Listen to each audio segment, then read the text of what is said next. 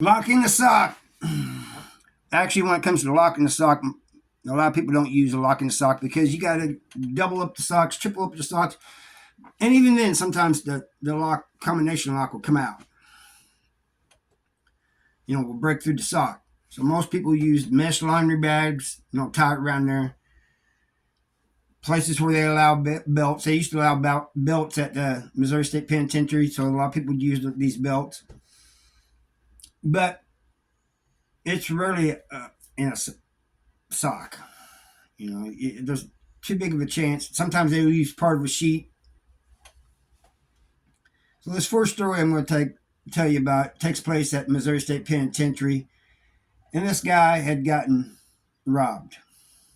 So he went and told. I don't know why. Anyway, that's not the point. The point is he told. And so they's going to beat a whole bunch of them was going to beat him at lunchtime. So he comes down there and he has this lock and he has it tied on like a little piece of sheet. That's what it looked like. And he was going around and asking people for help. Nobody would help him because he told. Why would you help somebody like that? Let's just bring trouble on yourself. A lot of people out here probably don't understand that, but you don't do that. You don't help people like that. It just makes it's hard to explain. Anyway, they finally jumped him. And he was swinging that lock. They got him. But he took a couple of them out with that lock. I mean, he hurt them bad. Those locks are devastating, especially if they hit you in the head. I think I'd rather be stuck than have a lock up beside my head. But I've seen other cases where people got hit with a lock, just bam, bam, bam, bam, and just pulverized their head. But that one there stands out because of the guy going around in the chow hall asking for help. I kind of felt bad for him. I really did. But I wasn't going to help him. The next one doesn't involve a lock. It involves a crock pot.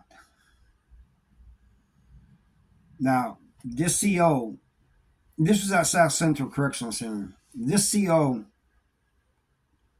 it never caused anybody any problems that I know of. There's a lot of them there that didn't cause anybody any problems. They just want to do their 8 hours and go home. But there was some that did. There was some jerks there. And there was some that was a little bit racist. I'll get into that here in a minute. But anyway, this guy, for some reason, started harassing this guy, this black guy. And this guy was a cool dude. I knew him. I got along with him. Maybe he did something to the CO that caused the CO to do this. Maybe the CO just didn't like him. I don't know. But he kept harassing him, shaking him down, taking his personal property, which he would get it back, but that's not the point. The point, he'd have to go through all this process and writing stuff, going to the property room and everything to get his stuff back. So one day, they got these 10-minute windows. They had fences around each of the housing units. And when the 10-minute window was over, the 10 minutes you take off. You go wherever you're going to go, medical, wherever, school, whatever. Wherever it is you had to be at.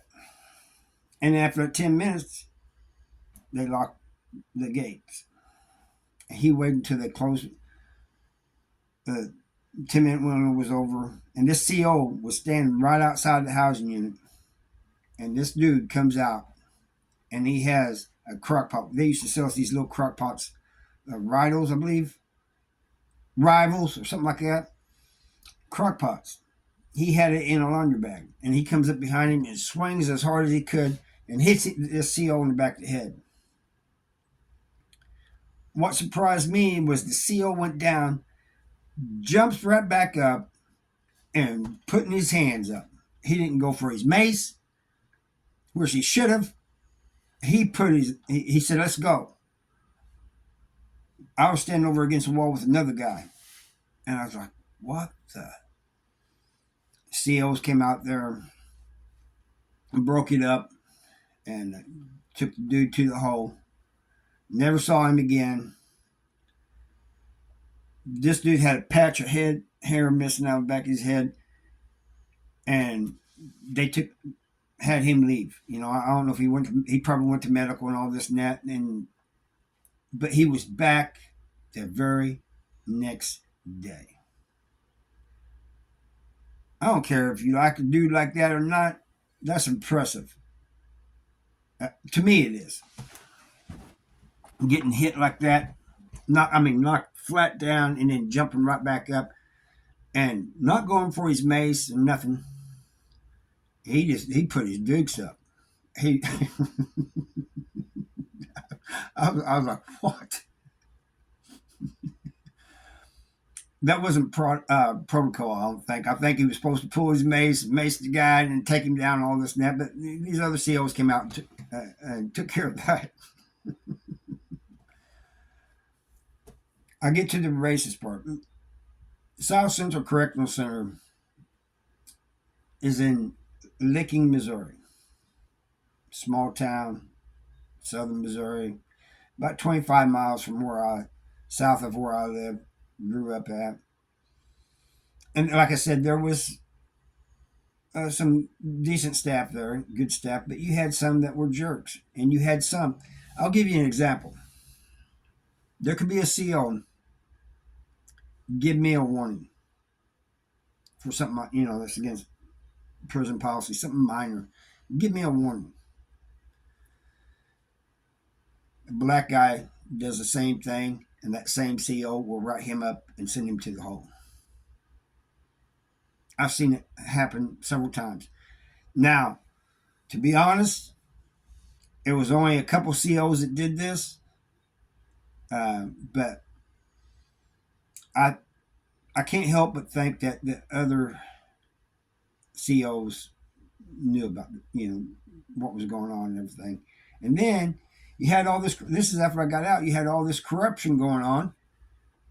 The warden gets fired. I mean, they come in and shake the whole prison down because she was letting COs come in the back way, bringing in illegal substances. The big F, you know what I'm talking about? As well as others. So it got cleaned out. I think it did. Anyway, I know there was a group of good old boys there. And I'll also tell you this.